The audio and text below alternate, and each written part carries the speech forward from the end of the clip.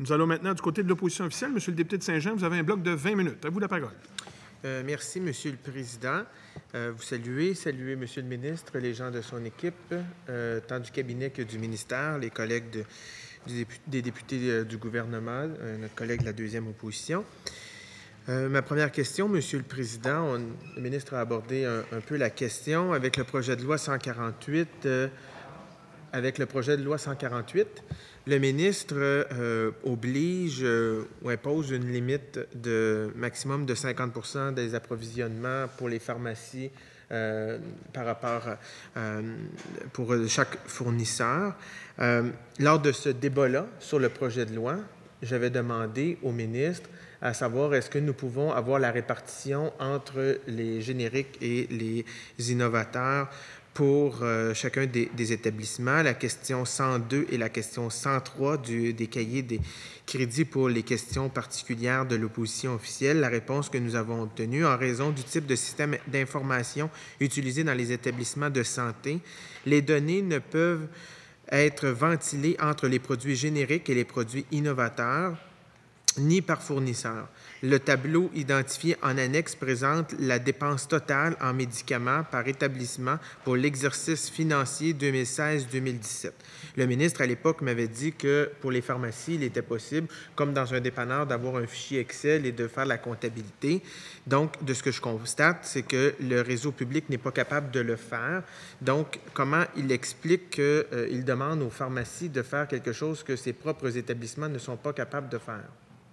Merci, Monsieur le député de Saint-Jean. Monsieur le ministre. Alors, pouvez-vous répéter la question, pas l'introduction, mais la question à la fin? Pourquoi comment le ministre explique-t-il que les établissements ne sont pas capables de nous produire les données, la répartition, et il le demande aux pharmacies? Donc, sûrement que les établissements, il y a quelqu'un qui paye à quelque part la facture des médicaments, donc on doit bien savoir à qui on la paye, la facture. Donc, pourquoi on n'est pas capable d'obtenir ces données-là? Bien, vous me demandez, je ne critique pas la question sur le fond, mais je critique la critique induite ou implicite à la question. Je ne peux pas donner quelque chose que je n'ai pas. Alors, on me demande comment ça se fait qu'ils ne le font pas. Bien, manifestement, parce que personne n'a jamais eu la consigne de le faire. Alors, personne n'ayant jamais eu la consigne de le faire, lorsque vous nous envoyez un cahier de questions pour les crédits, si ça ne se fait pas, ça ne se fait pas. Là. Alors, ce n'est pas de la mauvaise foi, c'est simplement le résultat d'une réalité qui n'a pas d'impact dans la gestion du réseau, évidemment, qui a certainement un impact pour la réflexion de notre collègue, puisqu'il veut voir la différence entre les deux catégories. Je ne l'ai pas, la donnée. Je voudrais bien lui donner la donnée, mais je ne l'ai pas. Alors, à la question, comment je l'explique? Bien, c'est simple. Ils ne l'ont jamais fait et je ne peux pas l'avoir dans un court délai. Ça serait une charge de travail importante. Peut-être qu'on devrait le faire pour le futur, mais là, malheureusement, je ne peux pas donner une information dont je ne dispose pas et dont le réseau ne dispose pas actuellement. Merci, Monsieur le député. Merci, Monsieur le Président. Lors de l'étude du projet de loi, le ministre avait dit que ça prenait quelques mois à ce moment-là. C'est ce qu'il confirme aussi. À ce moment-là, il nous avait dit nous allons regarder ce que nous pouvons obtenir comme information. Force est de constater que le ministre n'est pas encore capable de répondre à cette question-là. Je comprends que c'est peut-être pas la priorité du ministre d'avoir cette information-là, mais nous considérons qu'il est important de pouvoir voir aussi pour les établissements quelle est la répartition entre les génériques et les innovateurs. Peut-être que nous pourrions aussi constater certaines économies qui pourraient être faites pour les établissements. Donc, d'avoir cette information-là nous permettrait d'analyser davantage cette situation-là, tant pour nous que pour le ministre lui-même, qui cherche justement des économies à faire avec les prix des médicaments que nous voyons augmenter sans cesse. Monsieur le Président, je suis tout à fait d'accord avec le collègue. Par contre, je peux lui dire qu'il y a de l'espoir. En ce sens que, comme je l'ai dit à une question précédente, pas aujourd'hui, mais je pense que c'était la semaine dernière, où j'indiquais aux collègues qu'actuellement, nous sommes en train d'uniformiser et d'informatiser la collecte de données dans le réseau. Et quand on parle de collecte de données, bien là, on parle de collecte de données aussi à la pharmacie. Le jour où cette donnée-là sera collectée, là, je pense que ce n'est pas un bon mot en français, sera recueillie d'une façon uniforme et informatisée sur tout le territoire du Québec, à mon avis, il sera sans aucun doute facile de faire cette analyse-là et de conclure s'il y a des possibilités d'économie supplémentaires. Je fais un parallèle, Monsieur le Président, avec les achats de fournitures. On est en train d'informatiser toutes ces choses-là et un jour prochain, je dirais d'ici un an et demi environ, là, lorsque tout sera complété, il sera possible, par exemple, de déterminer certainement le coût, non seulement le coût, mais les quantités d'achat de tel ou tel médicament générique ou non, comme il va être possible de déterminer la quantité, le coût et la distribution dans un territoire donné d'achat de prothèses de hanche, de filtres pour appareils d'hémodialyse, de cathéters et ainsi de suite. Tout ça va être informatisé. Aujourd'hui, on ne l'a pas. Pour avoir pu répondre à la question qui nous a été posée, Monsieur le Président, ça aurait exigé un travail long, exhaustif de recueil ou de revue manuelle de tous les achats. C'était beaucoup demandé au réseau, là. Merci, Monsieur le ministre. Monsieur le député. Merci, Monsieur le Président. J'aimerais revenir sur le dossier du Spinraza, à savoir pourquoi le programme de patients d'exception, ne s'applique pas pour des médicaments qui doivent être administrés à l'hôpital, comme c'est le cas du Spinraza, qui a quand même une valeur importante, on comprend, là, une question de coût importante. Mais actuellement, puis j'ai questionné le ministre sur cette question-là lors de l'étude du cadre des crédits. Donc, actuellement, l'INES reconnaît une certaine valeur à ce médicament, mais bon, une question de coût, bien entendu, par rapport aux médicaments, mais il y a quand même un certain nombre d'enfants et de personnes qui pourraient bénéficier de ce médicament au Québec. Plusieurs collègues m'ont interpellé, entre autres mon collègue le député de Sanguinet pour le jeune Malik dans Sanguinet, mon collègue le député de Richelieu pour le jeune Liam dans le comté de Richelieu, le petit Émile dans mon coin. On est tous là interpellés, chacun des députés. Donc, essayer de trouver une solution pour que ces enfants puissent avoir accès à ce médicament qui peut avoir un impact pour eux. Un certain nombre de pays dans le monde ont reconnu ce pays-là, entre autres la Croatie récemment, si je ne me trompe pas. Je crois l'Australie aussi récemment. Donc, il y a à peu près 35 pays là, sur la planète qui ont reconnu ce médicament. Donc, pourquoi le programme patient d'exception ne pourrait pas s'appliquer à un tel médicament administré en hôpital et ça pourrait régler une partie de la situation malheureuse pour ses parents, pour ses enfants? Monsieur le ministre. Monsieur le Président, s'il y a consentement, parce que c'est très technique dans le monde de la pharmacie, s'il y avait consentement, je donnerais à mon collègue la possibilité d'expliquer la mécanique précise qui fait que au moment où on se parle, la façon dont on gère cette situation-là, elle est prévue dans nos règles. Et je permettrai à mon collègue, s'il y a consentement, de donner cette explication-là détaillée une fois pour toutes. Est-ce que j'ai le consentement des membres? Consentement. Alors, s'il vous plaît. Pardon? Oui, tout à fait, tout à fait. Vous allez avoir une réponse courte, c'est pas moi qui vais la donner. Alors, s'il vous plaît, vous identifiez pour les bienfaits de l'enregistrement et allez immédiatement à la question du député. Oui, bonjour, Dominique Bélanger, directeur par intérim, direction des affaires pharmaceutiques et du médicament au ministère de la Santé. Simplement en précision, quand on fait référence à il y a une mesure de patient d'exception dans le régime général d'assurance médicaments, mais il faut juste préciser que le Spinraza, c'est un produit qui est utilisé au niveau hospitalier. Le pendant, on pourrait dire, de patients d'exception, c'est des dispositions qui existent à l'article 116 de la loi sur la santé et les services sociaux. Et il y a toujours une possibilité d'utiliser un produit dans des circonstances de nécessité médicale particulière. Et ça, c'est au niveau des établissements de santé, au niveau local. Simplement en complément que le Spinraza, c'est un produit qui a été évalué par l'INES et qui fait l'objet de discussions actuellement à l'échelle pan-canadienne au niveau de l'Alliance pan-canadienne pharmaceutique. Merci beaucoup. Monsieur le député de Saint-Jean. Merci, M. le Président. Effectivement, il y a un pendant par rapport aux patients en exception pour les médicaments qui sont administrés en hôpital. L'enjeu, c'est que c'est quand même le CMDP qui doit déterminer si le patient peut avoir accès ou non à ce médicament. Et en bout de ligne, c'est l'établissement qui devra assumer le coût de ce médicament-là, de la dose qui est octroyée, de ce qu'on m'a expliqué, ce qui fait en sorte que ça devient difficile financièrement pour des établissements d'aller de l'avant dans ce type de situation-là. Contrairement à si c'est patient d'exception, de ce que je comprends, c'est davantage le ministère, ou du moins nationalement, que la dépense est imputée et non pas à l'établissement elle-même. Donc, c'est une option, mais comme il y a des coûts importants et que les établissements, c'est difficile financièrement pour elles d'assumer cette dépense-là, ça devient difficile de trouver des établissements qui acceptent, au fond, d'aller de l'avant. C'était pas une question, c'est un commentaire, mais je vais y répondre. Alors, Monsieur le Président, je constate par l'intervention de notre collègue qu'il a bien fait ses devoirs. Là. Il connaît très bien la situation. Je l'en félicite.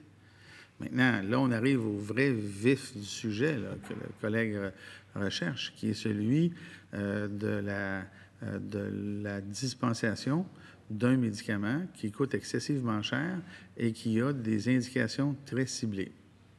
Alors là, on tombe, à ce moment-là, on revient à la case départ de nos règles qui prévoient que pour n'importe quel médicament qui est un jour inscrit au formulaire, le formulaire étant la liste des médicaments que l'on autorise, que l'on couvre. Pour n'importe quel médicament, il y a, et surtout les nouveaux médicaments, évidemment, il y a un moment où l'INES, l'Institut national d'excellence en santé et en services sociaux, doit faire une évaluation. Une évaluation, comme le collègue le sait bien, je pense, une évaluation qui prend en compte pas simplement le prix du médicament, mais évidemment son efficacité du médicament en question. Et arrive, à un moment donné, le moment où l'INES doit faire une recommandation. La recommandation étant pour la valeur thérapeutique que le médicament a. Et quand je dis valeur thérapeutique, c'est la valeur thérapeutique reconnue par les études scientifiques, pas par le gouvernement. C'est pas de l'arbitraire. L'INES a la responsabilité de faire l'évaluation de la littérature, qui peut parfois être très vaste, et de dire, voici, ce médicament-là, pour le prix, fonctionne peu ou fonctionne très bien, et faire une recommandation. Pour nous, au gouvernement, lorsqu'on a cette recommandation-là, d'aller de l'avant ou non, parfois c'est une zone un peu grise, on a une décision à prendre. Alors, lorsqu'un médicament, parce que la question qui vient tout de suite après, elle est très simple, lorsqu'un médicament coûte très cher, des centaines de milliers de dollars par année par personne, mais que l'efficacité est très grande, on le paie, on le couvre, on le fait tout le temps. Et, par contre, lorsque c'est le contraire, à savoir, le médicament coûte très cher, mais l'efficacité est faible, là, ou même quasi nulle, là, mais en général, c'est simplement faible, on ne le couvre pas. Et c'est ça qui est l'enjeu du Spinraza. L'enjeu du Spinraza, il est de trois niveaux. Il y a un, son coût, et je ne les mets pas en ordre d'importance. Il y a un, son coût, deux, son efficacité, et trois, son indication. Parce que le Spinraza est un médicament qui vise le traitement d'une maladie qui a plusieurs formes, plusieurs types de présentation. Et dépendamment du type de présentation, il est montré dans la littérature qu'il est un peu efficace dans un type, mais pas vraiment dans les autres. Et là, on se retrouve dans une situation où on nous demande de le couvrir pour tous les types. D'abord, le couvrir tout court, et ensuite pour tous les types. Avec ce que je viens de dire, il y a deux discussions à y avoir. Alors, est-ce qu'on le couvre? Et après, pour quel type? Et si on choisit un type et pas les autres, parce qu'essentiellement, c'est un peu ça, là, la réalité, bien là, on va encore avoir le même débat sur les autres types. Bien, à un moment donné, là, c'est difficile de prendre ces décisions-là, mais il faut les prendre parce que, encore une fois, j'en ai parlé aujourd'hui, il y a un enjeu qui est budgétaire pour tous les gouvernements et on ne peut pas tout payer et il y a des choix à être faits et les choix, on les fait sur la base de données objectives et sur l'appréciation d'organisations, elles, neutres. C'est pas moi ni mes collègues qui sont ici au Salon Rouge qui prennent la décision. Ce sont des experts à l'INES qui ont la liberté de faire l'analyse et l'indépendance et qui font des recommandations. Et je suis assez fier de dire que je n'ai pas renversé de décision de l'INES parce que là, ça serait d'introduire un arbitrage politique. Et là, l'échange que l'on a nous dirigerait potentiellement vers un arbitrage politique. Alors que je pense qu'en toute équité pour la population, on doit avoir la même approche pour tout le monde. Aussi désagréable ça puisse être, parce que ça l'est. Pas pour moi, mais pour les gens qui reçoivent la décision. C'est désagréable. Monsieur le ministre. C'est là où on est. Merci, Monsieur le ministre. Monsieur le député, il vous reste 4 minutes. Merci, Monsieur le Président. Pour le dossier des assistants techniques seniors en pharmacie, je n'ai pas besoin d'expliquer qu'est-ce que c'est, à quoi ça sert. Le ministre le sait. Est-ce que le ministre envisage rapidement une formation de niveau collégial pour assurer la qualité et la qualité, mais aussi de rehausser la formation, mais aussi ce poste dans notre réseau de la santé, un poste important et essentiel pour la santé de notre monde? C'est ça. Alors, Monsieur le ministre. Alors, évidemment, là, pour le bénéfice de ceux qui nous écoutent, mon collègue, je vais simplement lui demander de nous le confirmer. Là, on parle évidemment de ces assistantes-là à l'hôpital. Alors, pour que les gens qui nous suivent comprennent bien de quoi on parle, dans le monde de la pratique de la pharmacie, les pharmaciens, les gens pensent en général que les pharmaciens, on parle de pharmaciens dans les officines, les pharmacies qui sont au coin de la rue. Mais il existe des pharmaciens qu'on appelle des pharmaciens d'établissement. Je ne le dis pas pour le collègue, c'est très bien ça, mais pour ceux qui nous écoutent. Il y a des pharmaciens en établissement qui ont une tâche complexe parce que là, c'est le plus compliqué du monde pharmaceutique parce que c'est une collaboration étroite avec le monde médical. Et pour bien fonctionner, les pharmaciens d'établissement ont fait des représentations pour avoir ce genre de personnel-là qui les assiste. J'ai reçu ça, cette démarche-là, favorablement. Et actuellement, bon, on n'est pas simplement en réflexion, mais on est en analyse, plus qu'une réflexion, parce que là, il y a des enjeux simples. Au moment où on se parle, il manque de pharmaciens, il manque d'assistants. Et ça ne court pas les rues. Alors, sur le principe de l'organisation du travail qui ferait en sorte que ces assistants-là aideraient au fonctionnement, à la productivité et ainsi de suite, c'est vrai. Je ne conteste pas ça. Mais actuellement, on a un enjeu qui est multifactoriel. Il manque de pharmaciens, il manque d'assistants, il faut en former. Ça demande à ce que j'ai des liens avec mes collègues à l'enseignement supérieur. Les principes sont simples et solides, mais les démarches pour arriver à ce changement-là, bien, ils vont se faire sur un chemin qui va prendre un certain temps. Merci, Monsieur le ministre. 1 minute 15, Monsieur le député. Il y a quand même des discussions depuis un certain nombre d'années pour assurer une formation pour ces assistants techniques seniors en pharmacie. Il y a même des discussions, là, des rumeurs comme quoi même de l'endroit où la formation pourrait se tenir. Donc, le ministre, est-ce qu'il est ouvert? Est-ce qu'il veut aller de l'avant pour une formation pour ses assistants, pour assurer le niveau, une formation collégiale? Notre collègue, Monsieur le Président, comprendra ma réponse. Quand bien même je suis ouvert, ce n'est pas moi qui ai ni l'autorité ni la capacité de prendre la décision d'ouvrir un programme ou d'augmenter un programme. ça doit se faire en collaboration avec ma collègue, et la collaboration, elle est là. Nous collaborons, nous faisons ces évaluations-là, mais à partir du moment où on a établi la valeur d'une action, bien, il y a la problématique de la mise en application qui implique plus qu'un ministère, qui, lui, a son environnement et ses contraintes. Alors, encore une fois, je le répète, sur le principe, c'est quelque chose à propos duquel j'ai des ouvertures, tout à fait. Sur l'application, malheureusement, pour des raisons purement techniques, opérationnelles, c'est pas demain matin que ça va se régler, là. Puis je le répète, je termine là-dessus, Monsieur le Président, dans le monde de la pharmacie hospitalière, toutes catégories d'employés confondues, on a là aussi des pénuries, là, au même titre qu'on en a chez les préposés. C'est ça la réalité du système de santé aujourd'hui. Merci, Monsieur le ministre.